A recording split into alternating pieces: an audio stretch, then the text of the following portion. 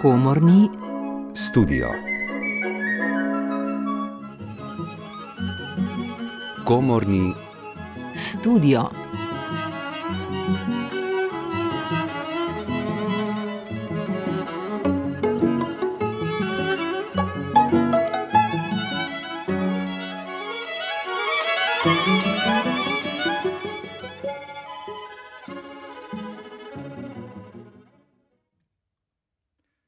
Dober večer, spoštovane poslušalke, cenjeni poslušalci. Na nocojšnjem komornem koncertu bosta nastopila kitarist Žarko Ignjatovič in baritonist Lukas Somosa Osterc. Španski temperament, francoska izraznost in slovenska ustvarjalnost bodo zaznamovali prvi del koncerta. Na sporedu bodo dela za solistično kitaro Fernanda Sora, Rolana Diansa in Aleša Strajnarja.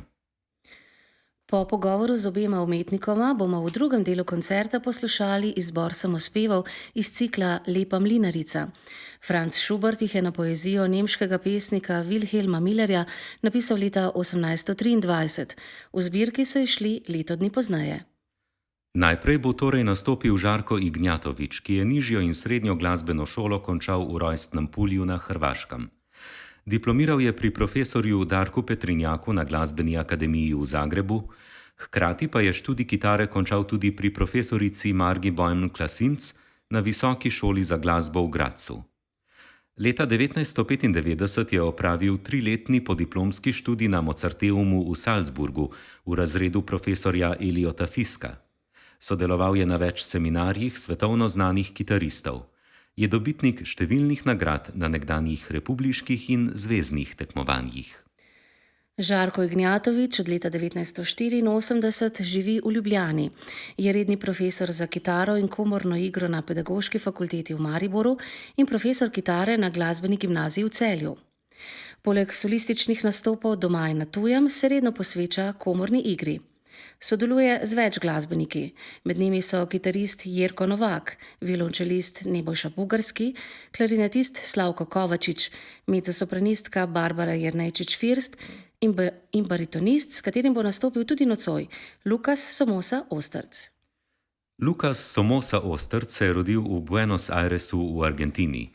Vokalno tehniko je izpopolnjeval pri profesorju Viktorju Srugu in leta 2010 končal študij opernega in koncertnega petja na Akademiji oziroma Umetnostnem inštitutu gledališča Colón v Buenos Airesu.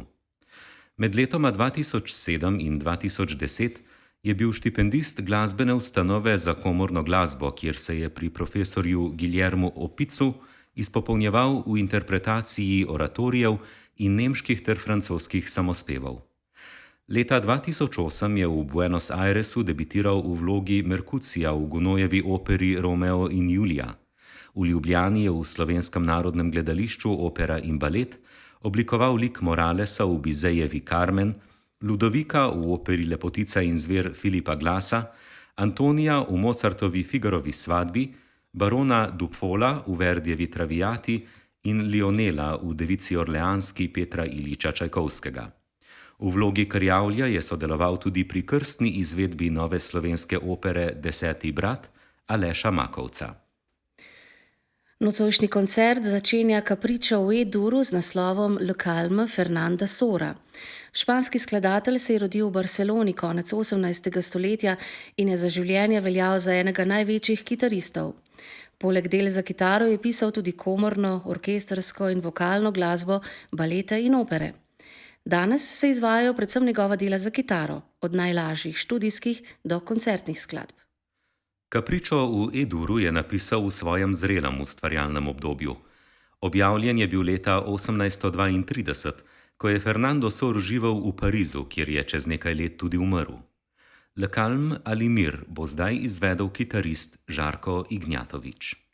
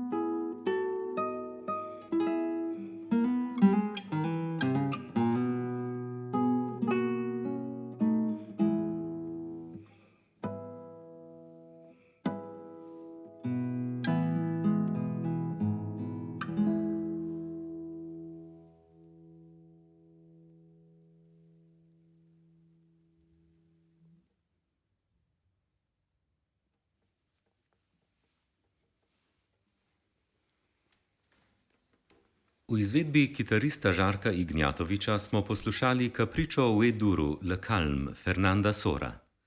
Sledi delo francoskega skladatelja Rolanda Diansa, ki je tudi sam rad izvajal dela Fernanda Sora. Leta 2007 je izdal zgoščenko z izvedbami nekaterih njegovih etid za kitaro. Tako kot Sor je tudi sam umrl star 61 let. Dians je bil rojen leta 1955 v Tuniziji, večino življenja pa je preživel v Parizu. Bil je iskan profesor kitare na Pariškem konzervatoriju. Kot kitarist je veliko nastopal po svetu. Znan je bil po svoji odlični sposobnosti improviziranja. Eden od kritikov ga je označil za umetnika, ki ima izvajalske sposobnosti klasičnega kitarista, a razmišlja kot džezovski glasbenik. Kitaro se je začel učiti pri 9 letih, kmalu pa ga je začel poučevati španski mojster kitare Alberto Ponce. Poleg kitare je študiral tudi kompozicijo in za svoje delo že na začetku umetniške poti prejel vrsto nagrad. Francoska revija Kitarist ga je v 80 letih uvrstila med najboljše še živeče kitariste. Tudi v poznejših letih je za svoje skladbe in izvedbe prejemal priznanja in odlične kritike. Uspešen pa je bil tudi kot pedagog. Njegove skladbe se danes redno pojavljajo na koncertnih odrih, med njimi so poleg solističnih del za kitaro tudi skladbe za večje kitarske sestave ter za kitaro in godalni orkester. Med Diansovimi priljubljenimi in pogosto izvajanimi deli sta skladbi Tango in Sky in tristavčna Libra sonatina. V izvedbi Žarka Ignjatoviča pa bomo zdaj poslušali njegovo delo Songe Capricorn, Kozorogove sanje.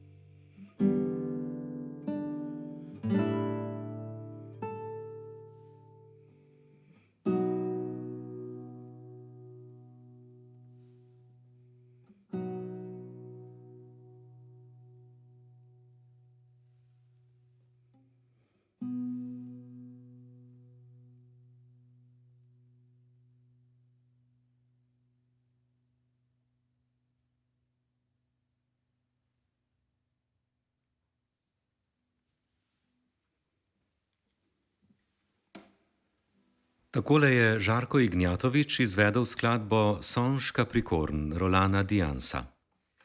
V nadaljevanju našega radijskega koncerta bomo poslušali dve skladbi slovenskega skladatelja Aleša Strajnarja. V njegovem opusu je več del za kitaro, saj je tudi sam kitarist. Iz kompozicije je diplomiral na Ljubljanski akademiji za glasbo v razredu profesorja Daneta Škerla. Skoraj 20 let je poučeval kitaro na glasbeni šoli Ljubljana Moste Polje, naslednjih 20 let pa je bil učitelj solfedža in džezovske kitare na Konzervatoriju za glasbo in balet Ljubljana. Za poučevanje džezovske kitare je napisal učni načrt, nekaj časa je na konzervatoriju tudi vodil oddelek za džez in zabavno glasbo. Ljubezen do džeza zaznamuje tudi njegove skladbe. Poleg del za kitaro piše še orkestralno, komorno, vokalno in zabavno glasbo. Tudi sam je kot kitarist in pevec sodeloval s številnimi zasedbami, med njimi sta bili skupini Vihar in Mladi levi, nazadnje pa je sodeloval z Remake Swing kvartetom. Pred 2 letoma je za kitaro solo Aleš Strajnar napisal skladbi z naslovom Dva selfija. Krstno sta bili izvedeni na koncertu Društva slovenskih skladateljev 7. aprila lani. Nocoj ju bomo poslušali v izvedbi Žarka Ignjatoviča.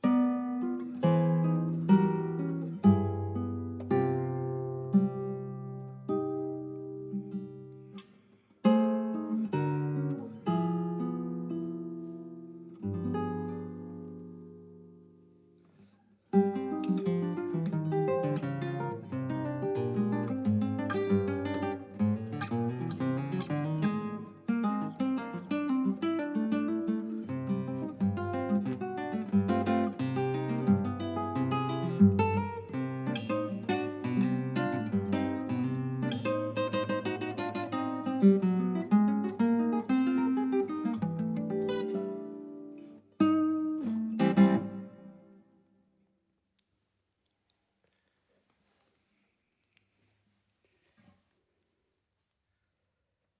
sta bili skladbi z naslovom Dva selfija, ki ju je za kitaro napisal Aleš Strajnar, izvedel pa ju je kitarist nocojšnjega večera Žarko Ignjatovič.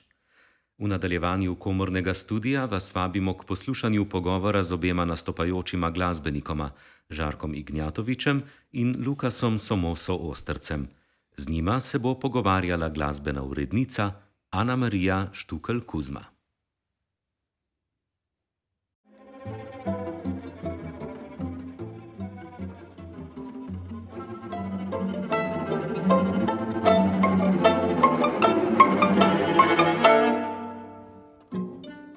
Komorni studio. Spoštovana umetnika Žarko Ignjatovič in Lukas Somosa Ostrc, dober večer. Dobro večer. Dobro večer. Nocoj imamo lepo priložnost, da vaju bomo v drugem delu koncerta poslušali v duo, ampak še predno malo več povemo o programu, bi vaju vprašala, kako na vajino umetniško poustvarjanje vpliva dejstvo, da oba zaznamuje neka dvojnost. Oba imate namreč dve domovini, vi, Žarko, prihajate iz Pulja na Hrvaškem, že več kot 30 let pa živite v Sloveniji.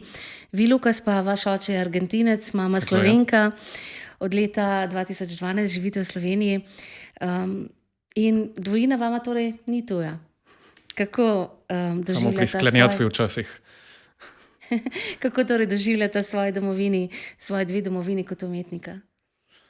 Zanimivo, ker se ne počutim 100% Argentinec in tudi ne 100% Slovenec v bistvu.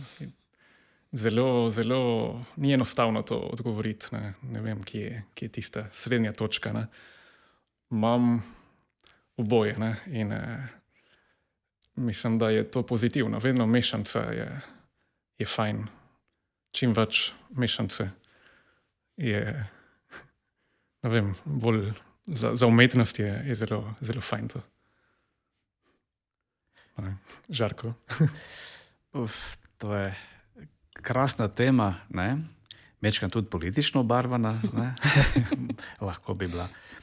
Vendar zame je recimo nacionalnost in vse, kar sodi zraven, predvsem stvar folklore. Torej neka pisana druščina, pisani občutki, ki bogatijo ljudi. Ne? In dejansko sem bil tako tudi vzgojen. Če sem bil kot otrok nekaj, sem bil recimo Jugoslovan, ne? Tega že davno ni več. Moj prijatelj Jerk Novak pravi, da sem jaz pravzaprav Slovenc. Po duhu in po marsičem. Verjetno ima prav. 2/3 življenja sem tukaj. Ne? Ampak, ko sem rekel, enostavno ni mi toliko pomembno, da bi se sploh ukvarjal s tem. Ne? Še posebej sovražim generalizacije. Seveda lahko se zabavamo na račun vseh. Ne? Vsaka nacija ima kar veliko tega, ne? Zabavnega v sebi ali pa malo trganega. Ampak, da bi od tega delali nek velik cirkus, se mi zdi malo res odveč. Ne? Torej, v bistvu, kot pravi Lukas, mi dva nisva neka čista nič, ne? In tako tudi hodiva skozi življenje. Ne?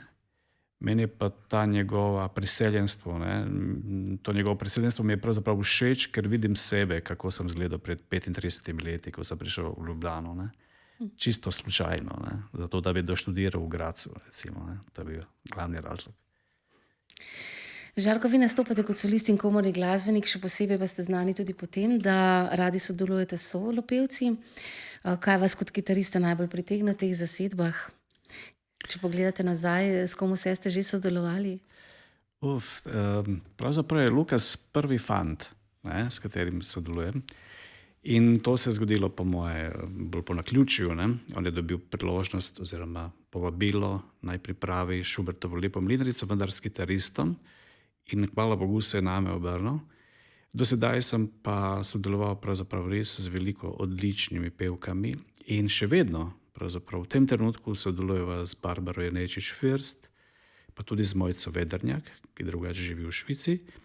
Drugače pa, da ne bi zdaj našteval res vse te punce, ker so res krasne, vse po vrsti, Mene je vedno fasciniral človeški glas, tako kot vse glasbenike, še posebej ženski. Ne. Zato je ta naša recimo, avantura s Schubertom res nekaj posebnega. Ne. Prvič sem pravzaprav uživam tudi v sodelovanju z moškim. Ne. Res, moški glas ima spet nekaj čist drugega, ne. Nek drug timber in tako dalje. Ne. Tako da, evo, to je res neka stara ljubezen, ki se vedno znova nadaljuje. Vi, Luka, seveda izvajate samospeve na koncertnih odrih, ampak običajno s klavirjem. Kako pa je za vas ta izkušnja s kitaro? Ja, je dobra šola za petje v bistvu. Nimaš tiste podpore. Ne? Nižine pri kitari so zelo take nežne. Torej je treba zelo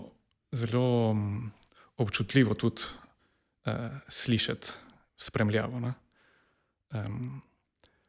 Torej mislim, da je zelo fajn šola to za našo pevsko tehniko, bi rekel. Ja. Gre za zelo zanimivo priredbo za kitaro in glas. Žarko, malce predstavite, kdo je avtor te priredbe? Avtor je ameriški kitarist, skladatelj in aranžer David Leisner. In pravzaprav Lukas, ko sem prvič začela komunicirati z Lukasom, to je bilo pred enim dobrim letom, mislim, da približno, ne, je to bila čisto nova izdaja, na katero sem naletel seveda po internetu, ne, ker sem malce gledal, če obstaja kakšna priredba za kitaro in bariton. Za kitaro in tenor obstaja namreč že dolgo, ne, še iz 80-ih letih, še več v času študija, ne, sem se že srečal s tem, ampak ravno, da bi bilo za bariton, tega ni bilo, ne, in to je zdaj res maestralno opravil, ne, David, in sem mu zelo hvaležen. Ne poznava se, ampak gotovo mu bom enkrat poslal lepe želje, ne, veliko pozdravčkov in upam tudi kakšen posnetek, ne, najin. Da vidi, kako se to širi po svetu. Ne. Torej, Schubertov cikel Lepa mlinarica prinaša zgodbo popotnika in seveda s tem tudi različno razpoloženje od veselega popotovanja na začetku pa potem do tragičnega konca. Kako se kot pevec pripravljate na izvedbo teh, lahko bi rekli, miniatur? Dolgo časa se pripraviš za to. Zelo dolgo. Jaz sem začel prvič leta 2008. Mislim, da dobro leto sem vadil Schubertovo Lepo mlinarico in od takrat sem jo čist pustil naj počiva, dokler sem dobil povabilo, ne, za izvedbo. In potem je prišla še enkrat in tisti občutki, tiste spomine, ko si bil učenec, so prihajali znova lani. Ne. In v bistvu mlinar na začetku, ko se poda v tisto potovanje, je brez izkušenj. Ne. Je čist mlad, vesel mlinar in on ne ve, kaj se mu bo zgodilo v tem potovanju. Ne.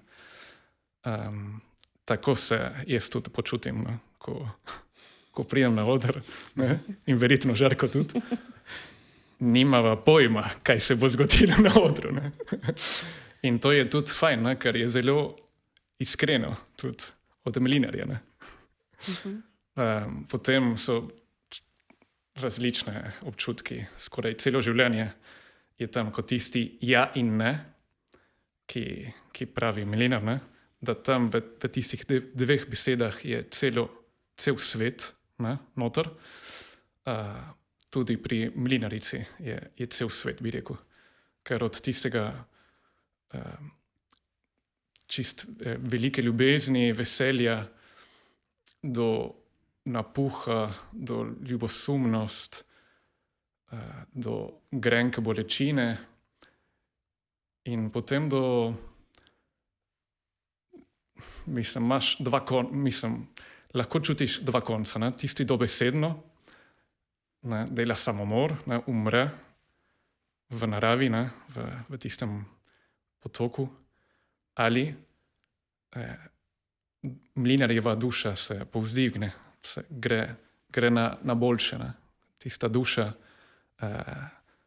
se transformira, ena transformacija, kar mislim, da je to tako pri Schubertovi glasbi. Ne? Je to genijalen, da on ne bo pustil v nižinah tisto, on bo dal nekaj več. Ne? In tisti kot umetnik moramo dati tisti plus. Ne? Naš cilj je dvigant duše do najlepše, do tiste lepote, do resnice. Ne? In Schubert dela to, se mi zdi, z milijardim. Se strinjate, Žarko? Ja, Lukas je to lepo rekel, ne? Da je dejansko v tem genialnem ciklu, ne? To dejansko sodi med vrhunske umetnine, ne? Ker kitaristi pravzaprav niti nimamo tako literaturo, ki bi recimo bila temu kos. Ne? Lahko mogoče zveni tako grdo, ampak je po svoje. In kot pri vseh velikih umetninah je več plasti, ne? Ki jih lahko vedno znova odkrivamo, ljudje, ki to igramo in tisti, ki to poslušajo. Ne? In notar je dejansko vsebovano vse, ne? Od te nedožnosti, igrivosti do ljubosumja, jeze, predvsem ljubezen je tista, ne? Zelo iskrena je. Ne? Tudi da je nek purgatorij res za emocije. Meni je osebno, to lahko zdaj rečem tudi tako, prav zato Lukas všeč, kako on to poje, ker pri njemu so emocije iskrene. Torej, ne gre samo za to, da ima nekaj zadat, ne? On ima kaj zadat, ampak tudi čustva so iskrena, niso narejena. Niso artificirana, niso zrežirana, ne? Skonstruirana. In to se mi zdi nekaj drugače. Vse ostalo točno tako, kot je rekel. Mi dva sploh ne veva, kaj se bo zgodilo, ko začneva igrati. In potem se stvar razvija, ne, v neko smer. Ne. Mi dva nisva tu ravno neka kontrolorja, ne. In vodja. Žarko, vi ste tudi že v enem od intervjujev povedali, ne, da vsako sodelovanje z glasbenikom v komorni zasedbi za vas predstavlja nek neraziskan svet, ki ga raziskujete vedno znova. Še vedno to tako doživljate tudi v tem primeru? Pa to je krasna zadeva. Jaz sem po naravi precej družaben in komunikacija je osnova glasbe, ne, v kakršnokoli smer. Ne. Lahko introspektivno, marsikaj lahko spet, ne, večplastno gledamo. Ne. In se rad sem obkrožen ljudmi, ki jih imam rad. Ne. Tudi v tem trenutku je tako. Ne. In to je dejansko eno tako bogatenje, ker pravzaprav ni primerjave. Ne. Mislim, težko sploh rečem. Ne. Vedno znova je izziv dejansko velik, ne. Konkretno za ta ciklus je izjemno težek. Ne. Za kitarista, verjetno tudi za pianiste, ne, za vsazga, za pevce pa gotovo. Tako da zato, ne, je malce negotovo, ne. To so spolska tla, vendar, če rata, ne, je to ena res sublimat ene lepote. Ne. In dejansko imamo vsi nekaj od tega. Ne. Dejansko. No, Lukas, vi seveda imate pa tudi izkušnje na opernem področju. V Buenos Airesu ste debitirali v Gounodjevi operi Romeo in Julija.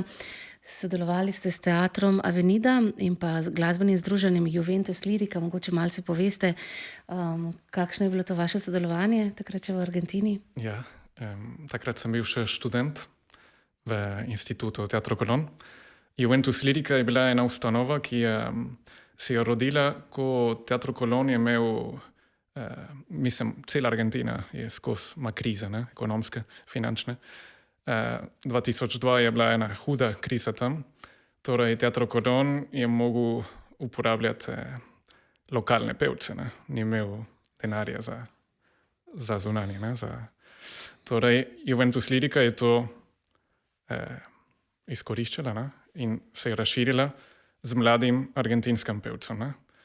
In ne vem, je imela sezone 4 opere na leto in takrat sem jaz šel na audicijo, čist, veš, da ne poznajo. Ne. In takoj so mi ponudili potem eno majhno vlogo, mislim, ki ima svojo arijo, zelo fajn arijo. V francoščini je to. Francoščina vedno mi je bila blizu, ker že kot otrok sem se naučil v šoli tudi. In se spomnim, da ker smo imeli 3 zasedbe, ne, jaz nisem imel preveč vaj, ne, na odru. Sem imel samo eno vajo in ni bila najboljša, se spomnim. In potem, je bila od srede do tiste sobote, ko sem imel jaz premiero, moj debi, sem bil kar tremo, ne, ker mislim, kaj pa bo zdaj, ne.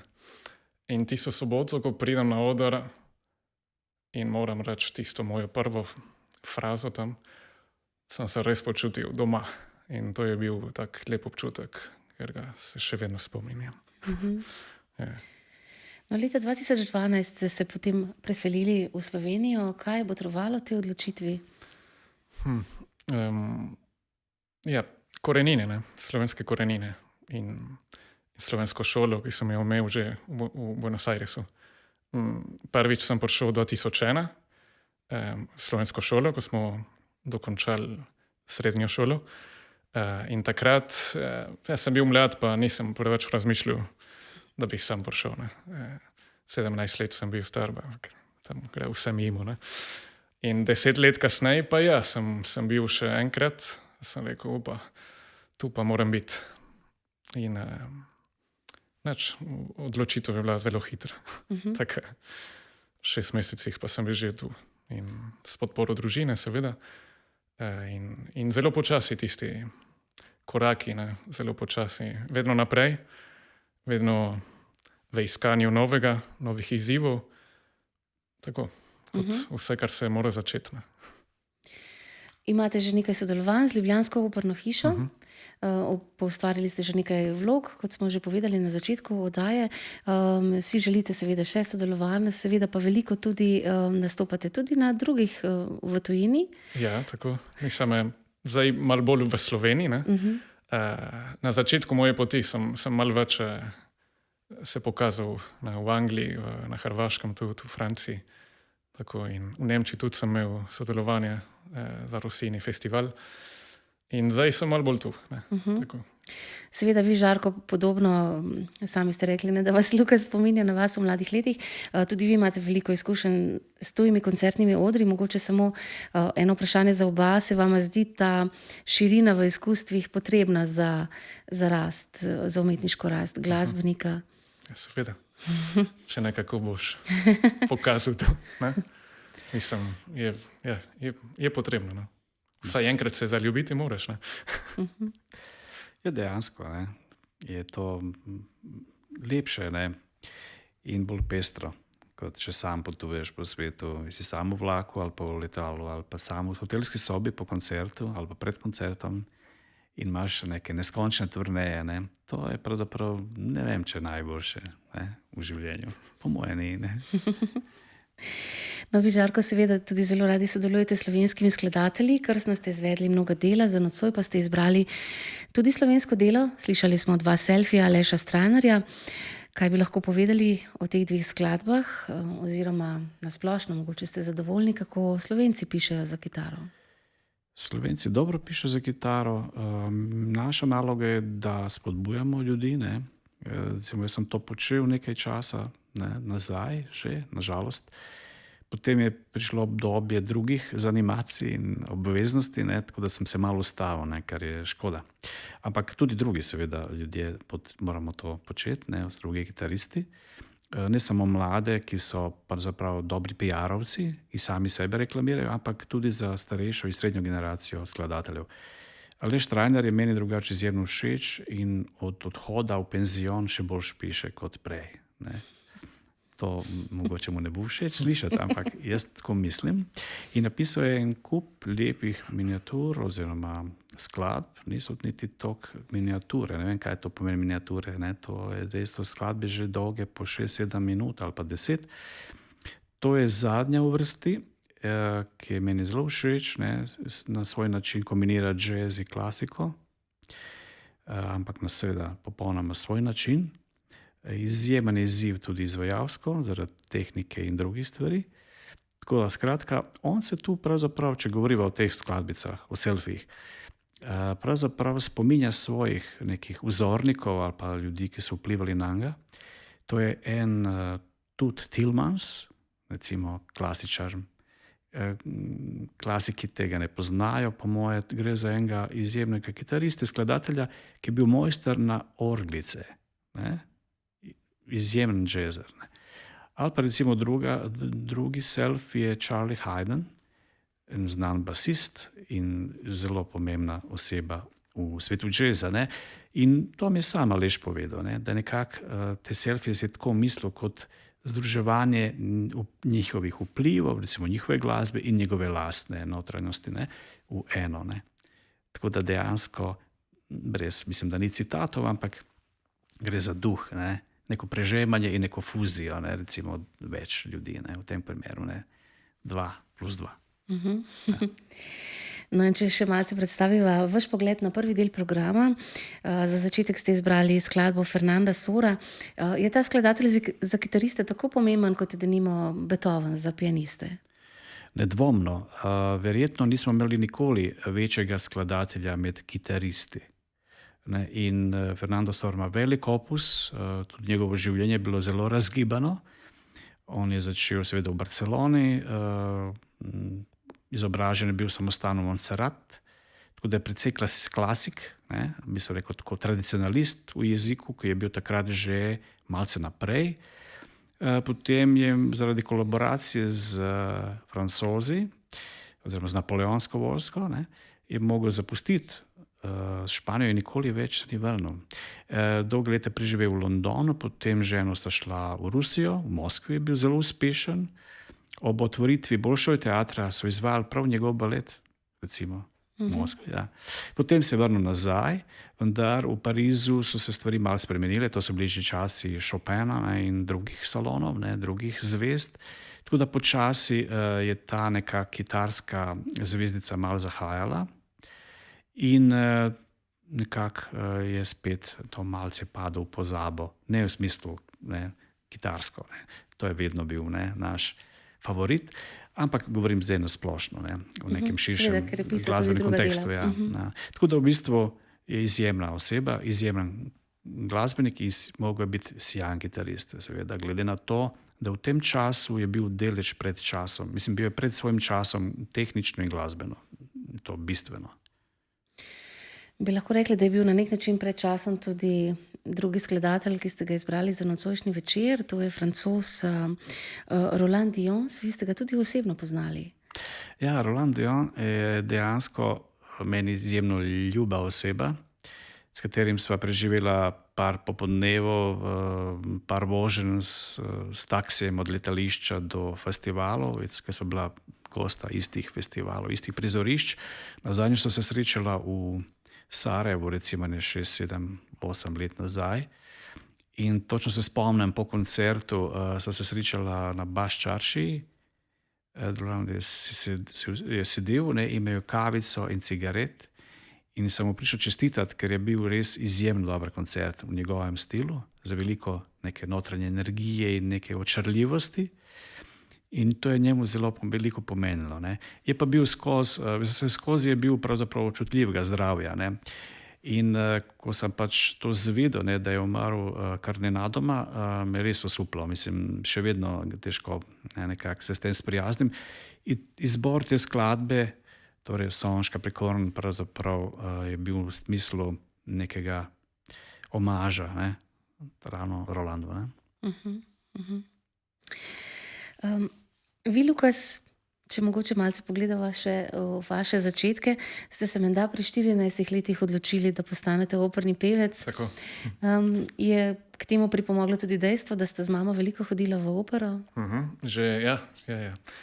8 let sem bil, mislim, da ko sem prvič obiskal dvorano Teatra Koron. To je najlepša dvorana, operna dvorana na svetu zame. In smo gledali, sva gledala te operne za mlade, predstave za mlade, Seviljski brivec, L'Elisir d'amore, Donizetija tudi, tako Rossinjeve, Donizetijeve opere. Ampak, mi je bilo všeč, takrat sem hotel biti oceanograf, se spomnim, kot en Jacques Cousteau. Nisem imel, glasbo tam kot prvo izbiro. Ampak vedno sem pel v otroškem zboru, v slovenski šoli. Šele ko so mi podarili eno opero, en CD, da ne Mozartove opere, sem to poslušal, ko sem bil 14 let, pa sem rekel, to hočem delati. In fartik. In to je to. In tako se je začela vaša Ja, pot. tako se je začelo in pri 15 sem začel solo petje. Ja, zelo počasi. Je potrpežljivo, ker sta dve vrsti pevca, ne? Tisti, ki ima že skoraj narejen inštrument, ne? In 2 leti gre na, mislim, se uči solo petje, pa že ima glas narejen, ne? In mi, ki moramo res ustrajati pri tem, ja. In to traja. To je tak velik, dolg proces. Ja. Glas uri. Ja. Podobno pri vas, Žarko, vi tudi v mladih letih niste bili preveč navdušeni nad kitaro. Mislim, da vas je bolj zanimala fizika, ne? In astronomija. Mi dva sva imela, mislim, da pred nekaj leti en tak intervju, verjetno se še spomniš, ne, kako je bilo. Dejansko, ja, kitara, nikakor, ne. Sploh glasba v srcu, ne pa v roki in v glavi, ne. Ampak sem imel to srečo, da sem srečal pravzaprav duhovnega učitelja, očeta, kakorkoli, Marinka Opaliča, ki je pravzaprav ga še marsikdo še pozna, upam. To je sjajna, neverjetna osebnost, ki navdušuje ljudi, ne samo z glasbom, s tem, kar počne, ampak splošno. Ne. Bil je res, ta cela družina je bila taka, ne, nalezljiva. In on je bil pravzaprav ta človek, ki mi je prvič zaigral nekaj na klasično kitaro. Jaz sem bil fasciniran, ne, predvsem nad zvokom. In mislim, da imam občutek za zvok in da tu nekako je ta neko moje poslanstvo, če recimo lahko temu tako govorimo. Ne. In dejansko to je bila taka ljubezen, ki se potem nadaljuje, ne? Seveda študijem in tako dalje, ne? Potem vplivajo na te številni ljudje, ne? Iz tega sveta glasbe in tudi nasploh. Tako da sem jim zelo hvaležen. Sam po sebi ne bi bil verjetno nikoli ne glasbenik, ne kitarist, nisem bil tisti, kot je rekel, ne? Pravzaprav Lukas, so ljudje, ki imajo tako močno ali pa voljo izraženo, ne? Ali pa ne vem, talent mogoče, ne? Tudi. Jaz gotovo nisem med njimi. Mene to je enostavno navdušilo. Ne?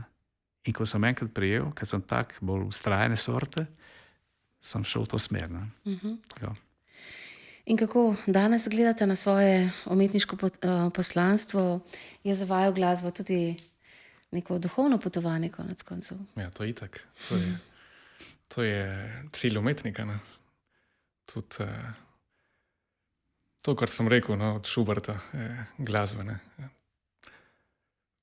Moramo pomagati, ne, pokazati. Mi smo v bistvu potok tukaj, ne, tisti, ki da na svet jim pokaže pot, ne, kam je treba iti. Mislim, iskren umetnik, ne, ker lahko dobiš enega, ki fali zaradi napuha ali nekaj drugega, ne. Ampak tisti, ki je iskren, bo pokazal pot do tam, kar ciljamo, ne? Gor, ne dol. Eden od mojih gostov je nekoč dejal zelo lepo misel, pa me zanima, se tudi vi, da strinjate z njo. Umetnost naj bi pomirila vznemirjenega in vznemirila pomirjenega. Žarko. Pa ne vem, to so tiste igrice, ne, verbalne, ki seveda lahko so točne, ne, in lepo zvenijo, ne. Mislim, da je enkrat Uroš Lajović napisal ali izjavil za Mozarta, oziroma tako, za Beethovena, da je Gott suchende, Mozart je göttliche, ne.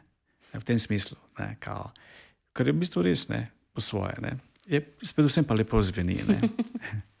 Ampak mislim, da smo vsi glasbeniki, tisti, ki se ukvarjamo iskreno s tem, ne zaradi drugih razlogov, nekako mi se hranimo s tem, ne. Mislim, jaz se nedvomno, ne. Tudi zdaj, ko je bila ta kriza, COVID kriza, dolga izolacija, sem doma v glavnem vadil, ne, sam sebe snemo ali pa tako probam narediti nekaj novega, nove skladbe, ne. In to mi je pomagalo, da sem pač prestavil vse te, recimo, mogoče slabe občutke, dal stran in tako dalje. Ne vem, kaj druge ljudi motivira in premakne, ne? Ampak mislim, da glasbenike, ne? Da imamo to srečo, ne? Da lahko se s tem zapolnjujemo. Ne? In glasba je vedno iskanje neke popolnosti. Za nekoga je to Bog, ne za nekoga narava, zame recimo je lepota, ne? Konkretno. In to je to. To je dejansko dovolj materijala za več življenj, ne? Ali pa za neskončno, ne? Življenje. Žarko Ignjatovič, Lukas Somosa Osterc, najlepša hvala za ta pogovor. Se veselim zdaj še cikla Lepa mlinarica in seveda veliko uspešnih sodelovanj, vajnih skupnih, tudi v bodoče vam želim. Hvala. Hvala za vabilo.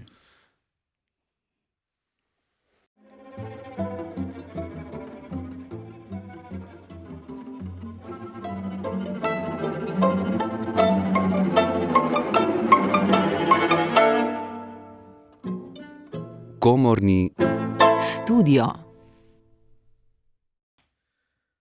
To je bil pogovor Ana Marije Štukelj-Kuzma z interpretoma nocojšnjega radijskega koncerta, kitaristom Žarkom Ignjatovičem in baritonistom Lukasom Somoso Ostercem. V drugem delu koncerta bosta umetnika, kot smo slišali v pogovoru, nastopila v duu. Izvedla bosta 8 samospevov iz cikla Lepa mlinarica, ki jih je na poezijo nemškega pesnika Wilhelma Millerja leta 1823 napisal Franz Schubert. V ciklu je sicer 20 samospevov, v katerih spremljamo popotnika, ki srečan potuje po deželi.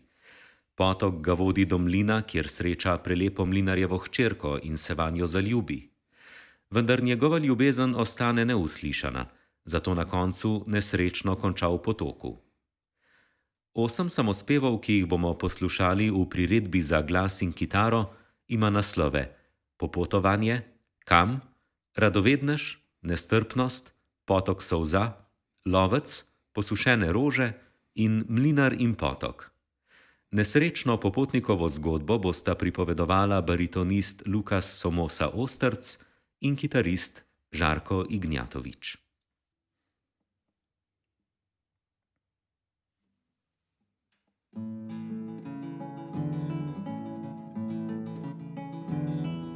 Das Wandern ist des Müllers Lust, das Wandern.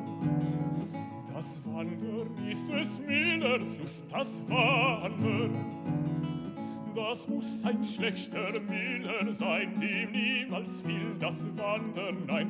Das Wandern, das Wandern, das Wandern, das Wandern.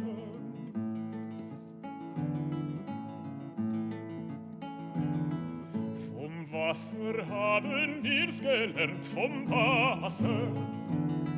Vom Wasser haben wir's gelernt, vom Wasser. Das hat nicht Rast bei Tag und Nacht, ist stets auf Wanderschaft bedacht. Das Wasser, das Wasser, das Wasser, das Wasser.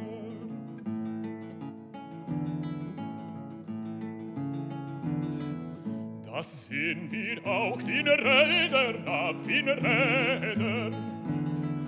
Das sehen wir auch den Rädern ab, den Rädern.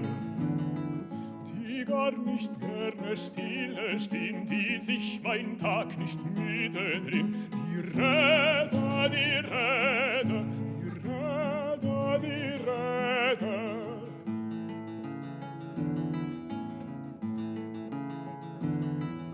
Die Steine, selbst so schwer sie sind, die Steine.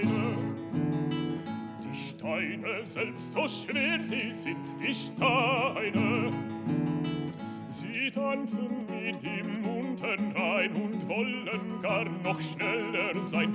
Die Steine, die Steine, die Steine, die Steine.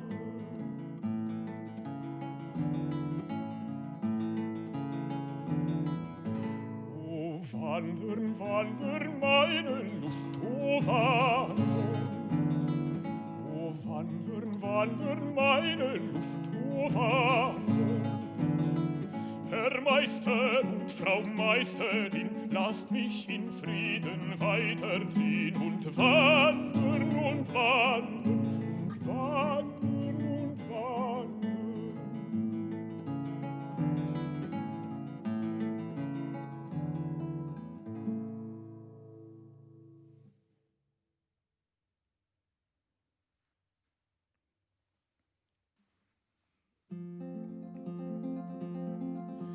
Ich hört ein Bächlein rauschen, wohl aus dem Felsenquell. Hinab zum Tale rauschen, so frisch und wunderhell. Ich weiß nicht, wie mir wurde, nicht wer den Rat mir gab. Ich musste auch hinunter mit meinem Wanderstab. Ich musste auch hinunter mit meinem Wanderstab. Hinunter und immer weiter und immer dem Wache nach. Und immer frischer rauschte und immer heller der Bach. Und immer frischer rauschte und immer heller der Bach. Ist das denn meine Straße? O Bächlein, sprich, wohin? Wohin, sprich, wohin? Du hast mit deinem Rauschen mir ganz berauscht den Sinn. Du hast mit deinem Rauschen mir ganz berauscht den Sinn. Was sag ich denn vom Rauschen? Das kann kein Rauschen sein. Es singen wohl die Nixen tief unten ihren Rhein. Es singen wohl die Nixen tief unten ihren Rhein. Lass singen, Gesell, lass rauschen und wandre fröhlich nach.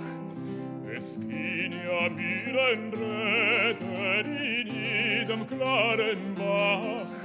Es gehen ja Mühlen Räder in jedem klaren Bach.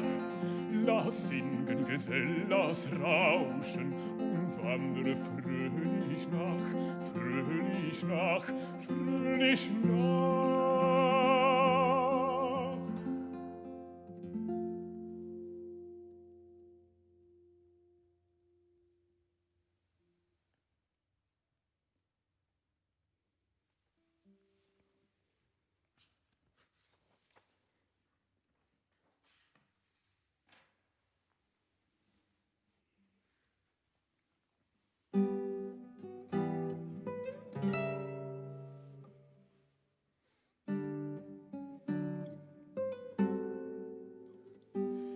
Ich frage keine Blume, ich frage keinen Stern.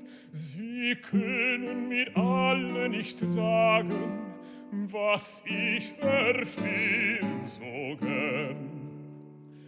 Ich bin ja auch kein Gärtner, die Sterne stehen zu hoch. Mein Bächlein will ich fragen, ob mich mein Herz belog.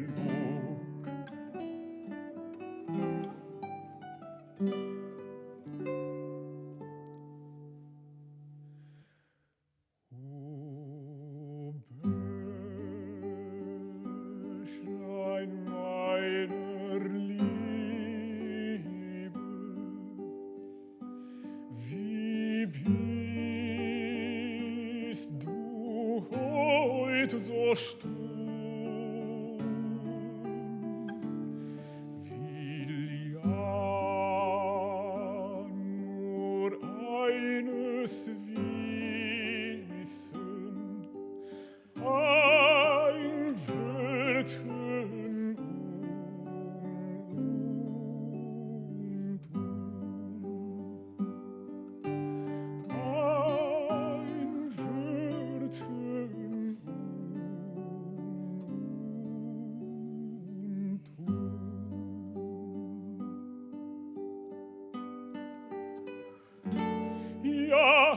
heißt das eine Wörtchen, das andere heißet Nein. Die beiden Wörtchen schließen die ganze Welt mit ein. Die beiden Wörtchen schließen die ganze Welt mit ein.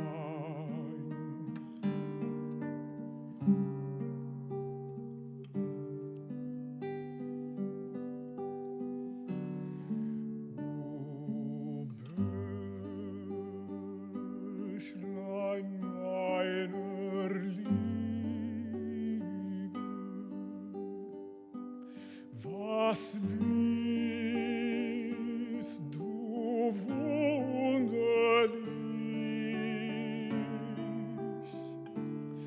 will's ja nicht weiter sagen. Sag, Bächlein, liebt sie mich? Sag, Bächlein, liebt sie mich?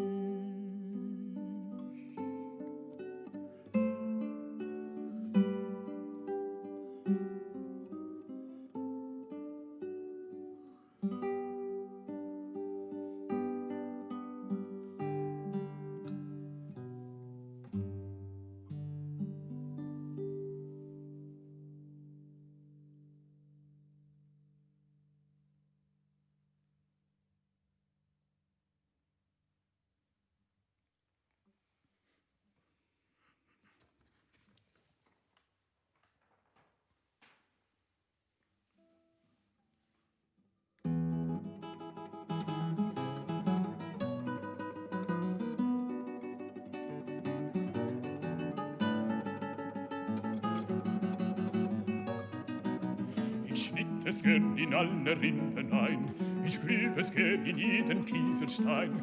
Ich möchte sehen auf jedes frische Beet, mit größem Samen, der es schnell verrät.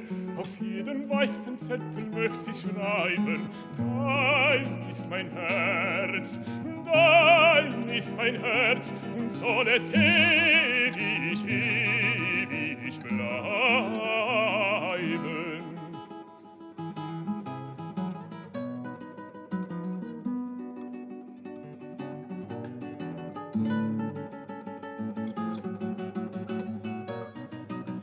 Ich möcht mit sie in einen Jungen starr, bis dass er spricht die Worte rein und klar, bis er sie spricht mit meines Mundes Klang, mit meinem herzensvollen heißen Drang. Dann Sänger hell durch jede Fenster schreiben, dein ist mein Herz, dein ist mein Herz, und soll es ewig, ewig bleiben.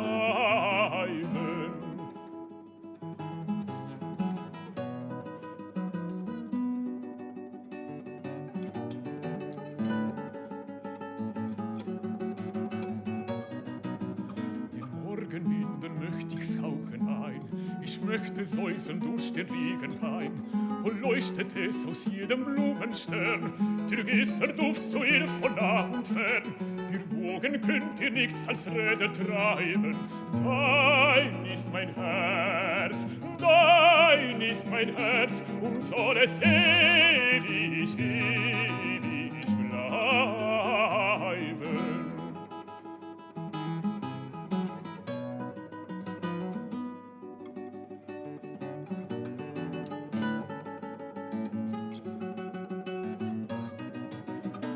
Ich meint, es misst in meinen Augen stehen, auf meinen Wangen misst man's brennen sehen. Zu lesen wär's auf meinen stummen Mund, ein jeder Atemzug gibt's laut ihr Hund. Und sie merkt nichts von all dem Wagentreiben, dein ist mein Herz, dein ist mein Herz, und soll es ewig, ewig bleiben.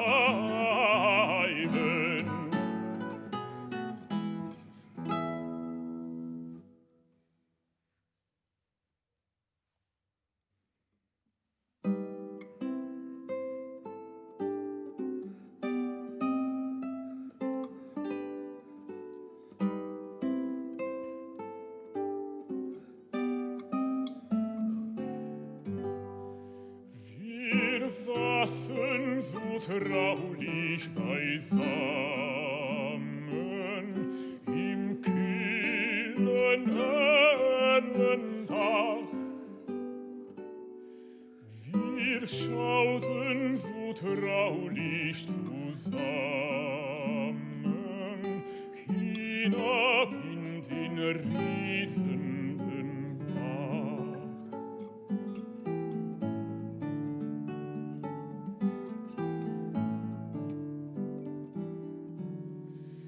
Der Mond war auch gekommen,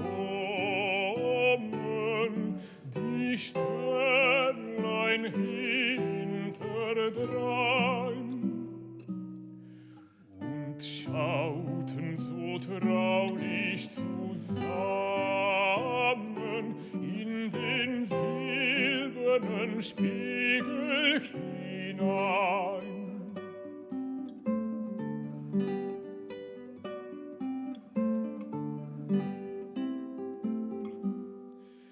Ich sah nach keinem Monde, nach keinem Sternenschein. Ich schaute nach jedem Bilde, nach ihren Augen allein.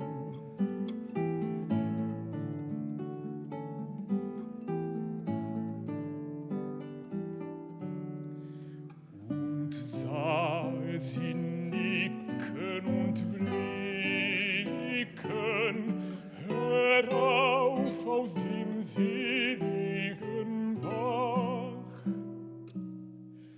Die Blümlein am Ufer, die blauen, sie nickten und blickten mir nach.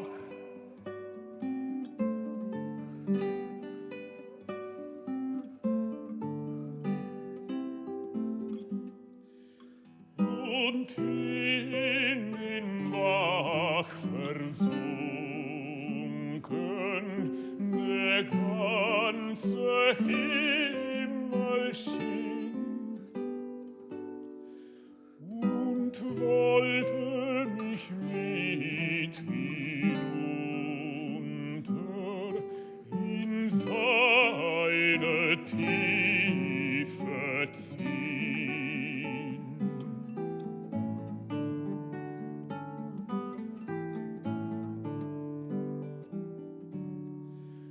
Und über den Wolken und Sternen,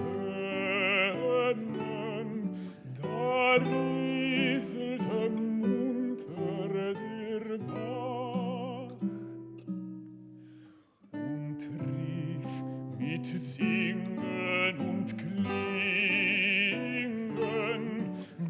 Geselle, Geselle mir nach.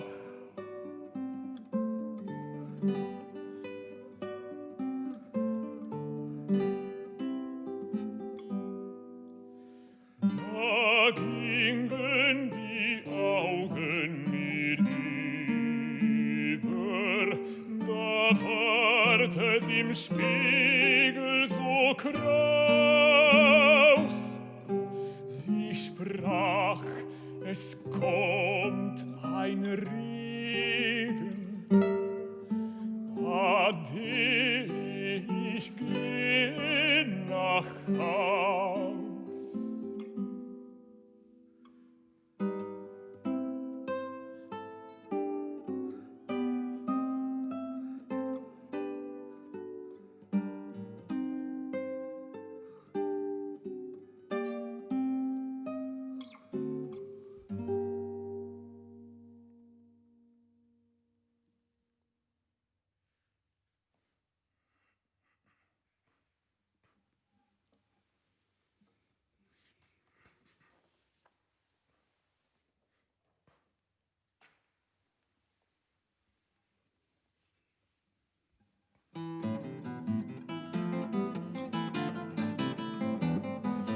Was suchst denn der Jäger am Mühlbach hier? Bleib trotziger Jäger in deinem Revier.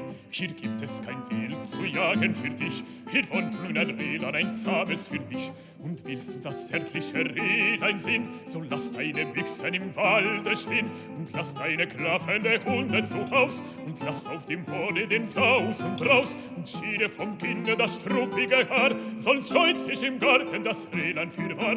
Und schiede vom Kinde das struppige Haar, sonst scheut sich im Garten das Rehlein fürwahr.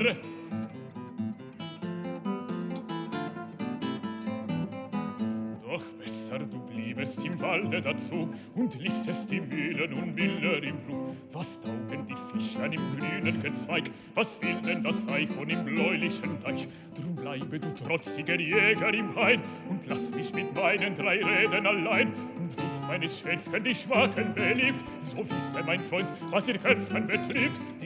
Die kommen zu Nacht aus dem Hain und brechen in jeden Kohlgarten ein und rieten und wühlen herum in dem Feld, die über die Schisse, du Jägerheld.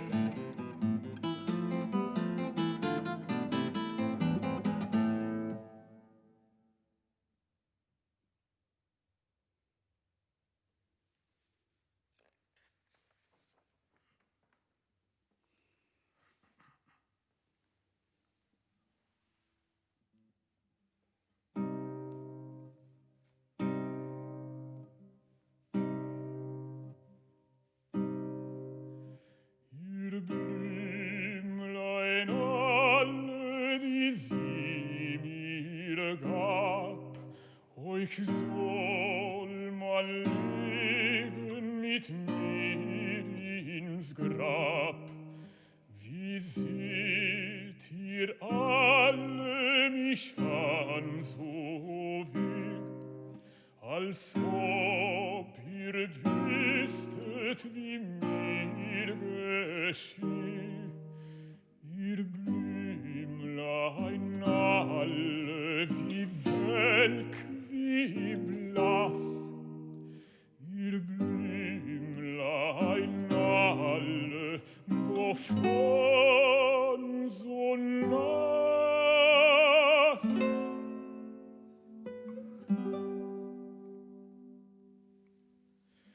Ach, Tränen machen nicht meinen Glühen, machen tote Liebe nicht wieder glühen. Und Lenz wird kommen und Winter wird gehen und Blümlein werden im Grase stehen und Blümlein liegen in meinem Grab. Die Blümlein alle, die sie mir gab.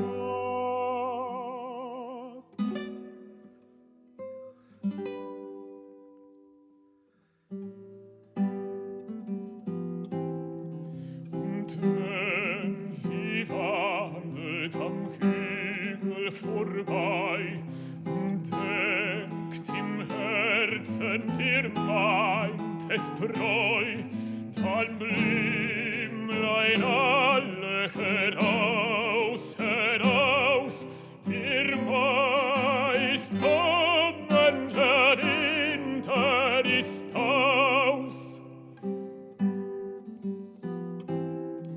Und wenn sie wandelt am Hügel vorbei und denkt im Herzen, dir meint es treu, dann Blümlein alle heraus, heraus, dir meist kommen, der Winter ist aus, dann Blümlein alle heraus, heraus, dir meist kommen, der Winter ist aus.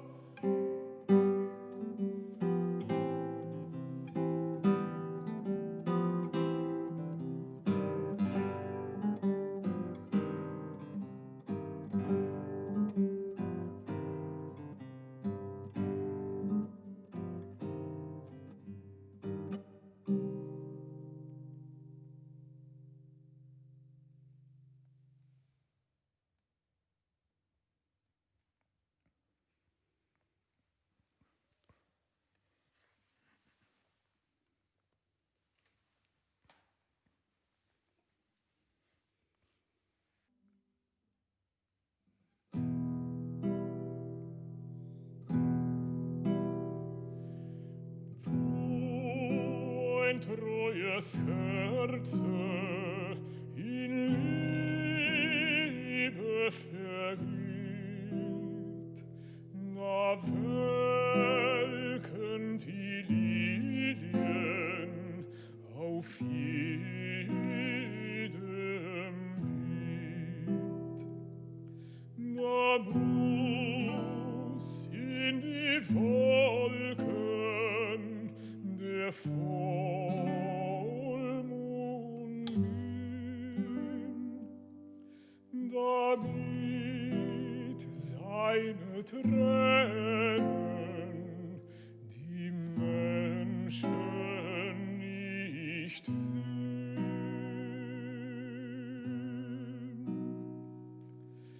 Da halten die Englein die Augen sich zu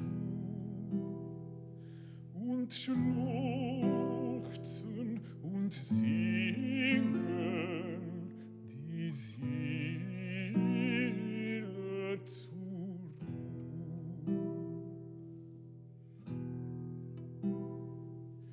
Und wenn sich die Liebe dem Schmerz entringt, ein Sternlein, ein neues am Himmel erblinkt, ein Sternlein, ein neues am Himmel erblinkt, da springen 3 Rosen, halb rot und halb weiß, die welken nicht wieder aus Dornenreis, und die Englein schneiden die Flügel sich ab und gehen alle Morgen zur Erde herab, und gehen alle Morgen zur Erde herab. Ach, Bächlein, liebes Bächlein, du meinst es so gut. Ach, Bächlein, aber weißt du, wie Liebe tut?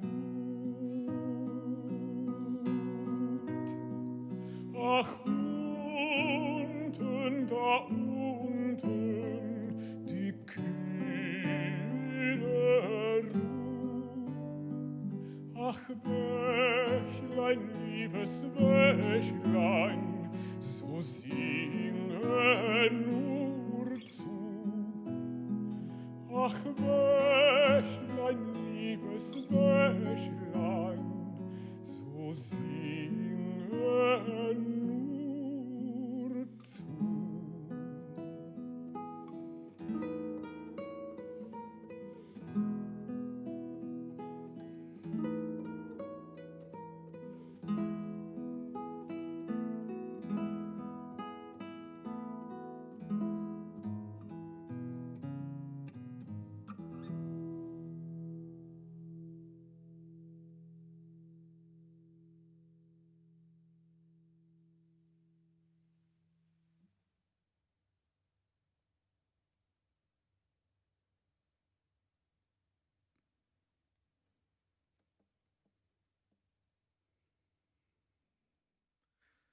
Baritonist Lukas Somosa Osterc in kitarist Žarko Ignjatovič sta izvedla 8 samospevov z naslovi Popotovanje, Kam, Radovednež, Nestrpnost, Potok solza, Lovec, Posušene rože in Mlinar in potok iz cikla Lepa mlinarica Franca Schuberta. Koncert v oddaji Komorni studio smo neposredno prenašali iz studia 13 Radia Slovenija. Na Arsovi Facebook strani je bil tudi video prenos dogodka. Posnete koncerta si lahko, spoštovani poslušalke in poslušalci, ponovno ogledate na Arsovi spletni strani. Neposredni prenos koncerta so pripravili glasbena producentka Janja Velkavrh, tonski mojster Matjaž Mastnak, oblikovalec zvoka Gašper Vodlan, za video prenos je poskrbel Matjaž Šercelj. Za pozornost se zahvaljujeva tudi napovedovalec Miha Zor. In urednica prenosa Ana Marija Štukelj Kuzma. Vabimo vas tudi k spremljanju nadaljevanja nocojšnjega večera, v katerem bomo predstavili še nekaj najnovejših posnetkov Žarka Ignjatoviča s klarinetistom Slavkom Kovačičem. Prijeten večer še naprej.